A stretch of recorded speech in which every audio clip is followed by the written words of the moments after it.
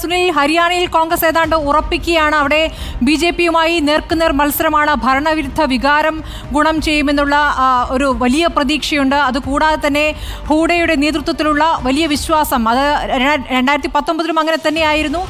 ആ വിശ്വാസം ഇത്തവണ സ്ഥാനാർത്ഥികളെ നിർത്തുന്നതിലടക്കം കാണിച്ചിരിക്കുന്ന ഹൂഡ എടുത്തിരിക്കുന്ന തീരുമാനത്തിന് പിന്നിൽ ഉറച്ചു നിൽക്കുന്ന ഒരു സാഹചര്യം, ഇതൊക്കെ തന്നെയും ആത്മവിശ്വാസം എത്രത്തോളം കൂട്ടുന്നുണ്ട്. രാഹുൽ ഗാന്ധി യു.എസിൽ പോയി അവിടെയുള്ള ഹരിയാനക്കാരെ കണ്ടു, തൊഴിൽ തേടി വിദേശത്തേക്ക് പോകേണ്ടി വരുന്ന സാഹചര്യം പറയുന്നു, തിരിച്ചെത്തി അവരുടെ വീട്ടുകാരെ കാണുന്നു. ഈ തരത്തിൽ വലിയ തോതിൽ ഹരിയാനയുമായി അവിടുത്തെ പ്രചാരണത്തിനൊരു വൈകാരിക തരംഗം സൃഷ്ടിക്കാൻ രാഹുലിന് സാധിച്ചിട്ടുണ്ട് അല്ലേ? തീർച്ചയായും ഇത്തവണ കോൺഗ്രസിന് അനുകൂലമായി വലിയ തരംഗം തന്നെ ഹരിയാനയിൽ തുടരുന്നു, നിലനിൽക്കുന്നു. അത് ജനങ്ങൾ ആ രീതിയിൽ തന്നെ വിധിയെഴുതിയിരിക്കുന്നു എന്ന് വേണമെങ്കിൽ നമുക്ക് പറയാൻ കഴിയും. ഏതായാലും ഹരിയാനയിലെ ജാട്ട് ശക്തി കേന്ദ്രങ്ങളിലും ദളിത് ശക്തി കേന്ദ്രങ്ങളിലും OBC വോട്ടുകളിലുമൊക്കെ തന്നെ കോൺഗ്രസിന് വലിയ സ്വാധീനമുണ്ടാക്കാൻ ഇത്തവണ കഴിഞ്ഞു എന്ന കാര്യത്തിൽ യാതൊരു സംശയമില്ല. ഏതാണ്ട് 20-22% ജാട്ട് വോട്ടുകളുണ്ട് ഹരിയാനയിൽ. ഒപ്പം തന്നെ അത്രയും ശതമാനം ദളിത് വോട്ടുകൾ, അത്രയും ശതമാനം OBC വോട്ടുകൾ, അതുപോലെ തന്നെ ഈ മറ്റ് എല്ലാ വിഭാഗം ആളുകളും ചേർത്ത് ഏതാണ്ട് അത്രയും ശതമാനം വോട്ടുകൾ, ഏതാണ്ട് 20-25% വോട്ടുകൾ. അപ്പോൾ ഇതിൽ കഴിഞ്ഞ ലോക്സഭാ തെരഞ്ഞെടുപ്പിൽ ദളിത് വോട്ടുകളിൽ ഏതാണ്ട് 50%-ലധികം വോട്ട് കോൺഗ്രസിന് അനുകൂലമായി ഈ കഴിഞ്ഞ ലോക്സഭാ തെരഞ്ഞെടുപ്പിലെത്തി. അപ്പോൾ അതുകൊണ്ടാണ് കോൺഗ്രസിന് 10-ൽ 5 സീറ്റുകൾ ഇവിടെ വിജയിക്കാനായത്. അപ്പോൾ ദളിത് വോട്ടുകളും ജാട്ട് വോട്ടുകളും OBC വിഭാഗത്തിലെ വലിയൊരു ശതമാനം വോട്ടും ഇത്തവണ കോൺഗ്രസിന് അനുകൂലമായി നീങ്ങിയതിന്റെ എല്ലാ സൂചനകളും, എക്സിറ്റ് പോൾ ഫല സൂചനകൾ ശരിയാണെങ്കിൽ സംഭവിച്ചിട്ടുണ്ടോ എന്ന് വേണമെങ്കിൽ പ്രധാനപ്പെട്ട കാര്യമാണ് ഈ ദളിത് വോട്ട് എന്ന് പറയുന്നത്. നിശ്ചയമായും ആ ദളിത് വോട്ടിൽ നിന്ന് 50%-ലേറെ വോട്ടുകൾ കഴിഞ്ഞ ലോക്സഭാ തെരഞ്ഞെടുപ്പിൽ സമാഹരിക്കാൻ കഴിഞ്ഞു എന്ന് പറയുന്നത് തന്നെ ആണ് കോൺഗ്രസിന്റെ വലിയ വിജയത്തിന് അവിടെ വഴിവെച്ചതെന്ന കാര്യത്തിൽ തർക്കമില്ല. അങ്ങനെയാണെങ്കിൽ സുനിൽ, ഒരു പ്രധാനപ്പെട്ട കാര്യം എന്ന് പറഞ്ഞാൽ ഇപ്പോൾ ഏതായാലും കോൺഗ്രസ് ഹരിയാനയിൽ ഉറപ്പിച്ചു എന്ന കാര്യത്തിൽ നമ്മൾ സംശയിക്കേണ്ട. വലിയ രീതിയിൽ തന്നെയുള്ളൊരു മുന്നേറ്റം കോൺഗ്രസ് ഉണ്ടാക്കിയിട്ടുണ്ട്. അവിടെ സ്വാഭാവികമായിട്ടും അത് റിസൾട്ടിൽ പ്രതിഫലിക്കുകയും ചെയ്യും. 50 സീറ്റ് നേടുക എന്ന് പറയുന്നത് ഒട്ടും തന്നെ അപ്രാപ്യമായ കാര്യമല്ല ഹരിയാനയിൽ കോൺഗ്രസിന്. ചോദ്യം ആരായിരിക്കും മുഖ്യമന്ത്രി എന്നുള്ളതാണ്. 3 പേരുകളാണ് പ്രധാനമായിട്ടുമുള്ളത്. നമുക്കറിയുന്നത് പോലെ ഭൂപീന്ദർ സിംഗ് ഹൂഡ, അയാളാണ് അവിടുത്തെ ഏറ്റവും പ്രധാനപ്പെട്ട കോൺഗ്രസ് നേതാവ്. പക്ഷേ അദ്ദേഹത്തിന് 77 വയസ്സുണ്ട്. പിന്നെയുള്ളത് കുമാരി ഷെൽജ, 5 തവണ MP ആയ ആളാണ് എന്ന് മാത്രവുമല്ല വനിതയാണ്, ഏറ്റവും പ്രധാനപ്പെട്ട ദളിത് മുഖമാണ്.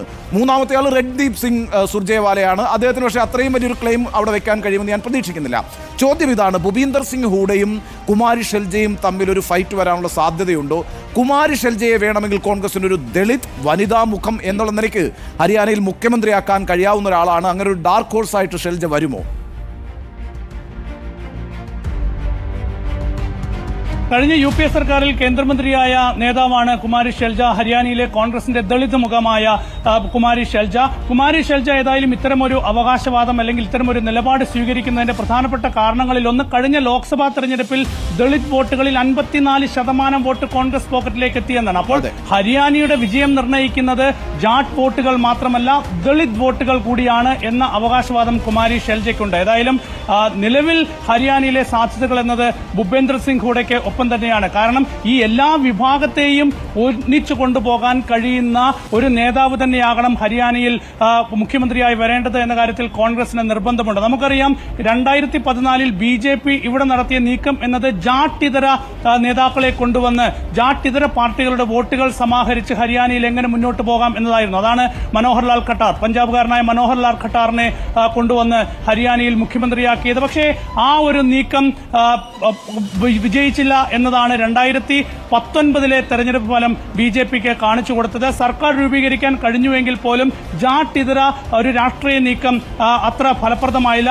അപ്പോൾ കുറച്ചുകൂടി താഴോട്ട് പോയി ഒരു OBC നീക്കം നടത്തിയാലോ, അങ്ങനെയാണ് സൈനിയെ മുഖ്യമന്ത്രിയാക്കുന്നത്. അപ്പോൾ ഇത് രണ്ടും പരാജയപ്പെട്ടു എന്ന് BJP തിരിച്ചറിയുന്നിടത്താണ് കോൺഗ്രസിന്റെ ഈ കോൺഗ്രസ് ഭൂപേന്ദർ സിംഗ് ഹൂഡയിലേക്ക് തന്നെ എത്താനുള്ള സാധ്യത നമുക്ക് വിലയിരുത്താൻ കഴിയും. കാരണം ഹരിയാന എന്ന് പറയുന്നത് 20-22% 27% ജാട്ട് സമുദായം മാത്രമേ 27% ജാട്ട് വോട്ടുണ്ട്. കൃത്യമാണ്, പറഞ്ഞു വളരെ കൃത്യമാണ്. കാരണം 27% ജാട്ട് വേഴ്സസ് നോൺ ജാട്ട് ഹരിയാനയുടെ രാഷ്ട്രീയം നിയന്ത്രിക്കുന്നത്. അതെ, അത് നിശ്ചയമായും അത് ശരിയാണ്. പക്ഷെ പ്രശ്നം എന്താണെന്നറിയോ സുനിലെ, ഇതിനകത്ത് ഈ ജാട്ട് വോട്ട് എന്ന് പറയുന്നത് 27% ഉണ്ട്. ബാക്കിയുള്ള വിഭാഗങ്ങൾ എന്ന് പറയുമ്പോൾ ബ്രാഹ്മിൻസ് ഉണ്ട്, നേരത്തെ അങ്ങ് പറഞ്ഞതുപോലെ പഞ്ചാബി ഖത്രി എന്ന് പറയുന്ന വളരെ പ്രോമിനന്റ് ആയ ഒരു കമ്മ്യൂണിറ്റിയാണ്. അതേപോലെ ദളിത് വോട്ടുണ്ട്, ഷെഡ്യൂൾഡ് ഉണ്ട്, ജാദവ്സ് ഉണ്ട്, വാൽമീകീസ് ഉണ്ട്. ഇങ്ങനെ വളരെ പ്രധാനപ്പെട്ട ഒരുപാട് ജാതി വിഭാഗങ്ങൾ. ചമാർസ് എന്ന് പറയുന്നത് വളരെ പ്രധാനപ്പെട്ട ഒരു OBC സബ് കാസ്റ്റ് ആണ് അവിടുത്തെ. അപ്പോൾ ഇങ്ങനെ വലിയ ജാതി വിഭാഗങ്ങളുണ്ട്. പക്ഷെ പ്രശ്നം എന്താണെന്ന് വെച്ചാൽ ഈ ജാട്ട് വിഭാഗത്തെ പരിപൂർണമായും ഒഴിവാക്കുന്ന ഒരു സമീപനം BJP എടുത്തിട്ടുണ്ട്. BJP ജാട്ടുകൾക്ക് കൊടുത്തിരിക്കുന്ന ആകെ എത്ര സീറ്റാണെന്നറിയോ? അവിടെ 15 സീറ്റുകളിലാണ് BJPയുടെ ജാട്ട് വിഭാഗത്തിൽ നിന്നാണ് ആളുകൾ മത്സരിക്കുന്നത്. എന്തുകൊണ്ടാണ് ജാട്ട് വിഭാഗത്തിനെ മാറ്റി നിർത്തുന്നതെന്ന് വെച്ചാൽ ജാട്ട് വിഭാഗമാണ് ഹരിയാനയിലെ പ്രധാനപ്പെട്ട കർഷക വിഭാഗം. ആ കർഷക വിഭാഗമാണ് ഇന്ത്യയിൽ ഏറ്റവും വലിയ സമരം മോഡി സർക്കാരിനെതിരെ നടത്തിയത്. ആ വിഭാഗത്തെ ആശ്രയിച്ചിട്ട് ഒരു കാര്യവുമില്ല എന്ന് മനസ്സിലാക്കുന്ന BJP Brahmin, Dalit, scheduled caste, OBC, Rajput വിഭാഗങ്ങളെ ഒന്നിപ്പിക്കാനാണ് ശ്രമിച്ചിട്ടുള്ളത്. പക്ഷേ അത് അവിടെ വിജയം കാണാൻ യാതൊരു സാധ്യതയില്ല. കാരണം കോൺഗ്രസ് ഈ വിഭാഗങ്ങളിലേക്കൊക്കെ വലിയ ഇൻറോഡ് ഉണ്ടാക്കിയിട്ടുണ്ട്. അവിടുത്തെ ഏറ്റവും പ്രധാനപ്പെട്ട മുദ്രാവാക്യം എന്ന് പറയുന്നത് തന്നെ കിസാൻ, ജവാൻ, പഹൽവാൻ എന്നാണ്. കിസാൻ എന്ന് പറഞ്ഞാൽ കർഷകൻ, ജവാൻ എന്ന് പറഞ്ഞാൽ യുവാക്കൾ, പഹൽവാൻ എന്ന് പറഞ്ഞാൽ ഗുസ്തി താരങ്ങൾ, അല്ലെ, റെസ്ലേഴ്സ്. അപ്പം കിസാൻ, ജവാൻ, പഹൽവാൻ ഈ പറയുന്ന മുദ്രാവാക്യം അവിടെ നന്നായി ഗ്രൗണ്ടിൽ പ്രവർത്തിച്ചിട്ടുണ്ട് എന്ന് സുനിലിന് മനസ്സിലാക്കാൻ കഴിയുന്നുണ്ടോ? തീർച്ചയായും കർഷക സമരം, കർഷകരുടെ വിഷയങ്ങളായാലും ഇത്തരത്തിലുള്ള യുവാക്കളുടെ പ്രശ്നങ്ങളായാലും ഒക്കെ തന്നെ വലിയ തോതിൽ ഈ തെരഞ്ഞെടുപ്പിനെ സ്വാധീനിച്ചിട്ടുണ്ട്. 3 പ്രധാനപ്പെട്ട വിഷയം തന്നെയുണ്ട്. ഒന്ന്, കർഷകർ ഉയർത്തിയ വിഷയം.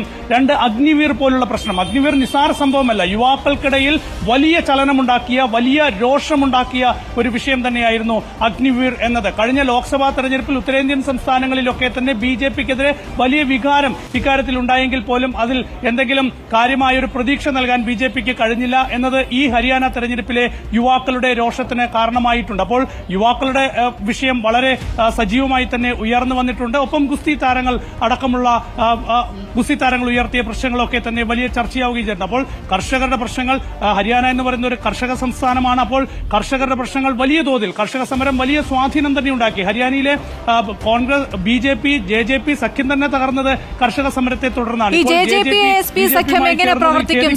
കാരണം സുനിൽ പറഞ്ഞതുപോലെ ഈ ജാട്ട് വിഭാഗങ്ങൾക്കിടയിൽ കഴിയുമോ എന്നതാണ് ചോദ്യം. എങ്ങനെ പ്രവർത്തിക്കും? വളരെ അതിനുള്ള സാധ്യത ഈ തെരഞ്ഞെടുപ്പിൽ ഇല്ല എന്ന് നമുക്ക് കൃത്യമായി പറയാൻ കഴിയും. അങ്ങനെ എന്തെങ്കിലും ഒരു കുറച്ച് സീറ്റുകൾ JJP, INLD പാർട്ടികൾ, അവരുടെ സഖ്യം, 2 പ്രത്യേക സഖ്യമാണ്, അവർ നേടുകയാണെങ്കിൽ തന്നെ ഹിസാർ മേഖലയിലെ 4ഓ 5ഓ സീറ്റുകളിൽ അവർക്ക് നേടാൻ കഴിയും. കാരണം അവിടെ മത്സരിക്കുന്നത്, പ്രധാന മത്സരം നടക്കുന്നത് ഈ 2 കുടുംബങ്ങൾക്ക് അല്ലെങ്കിൽ 2 പാർട്ടികൾക്കിടയിൽ ഉള്ള നേതാക്കൾ തമ്മിൽ തന്നെയാണ്. അപ്പോൾ 4ഓ 5ഓ സീറ്റുകൾ ആ മേഖലയിൽ കിട്ടുമെന്നല്ലാതെ ഹരിയാനയിൽ ആകെ INLD അല്ലെങ്കിൽ JJP എന്തെങ്കിലും ഒരു പ്രധാനപ്പെട്ട കാര്യം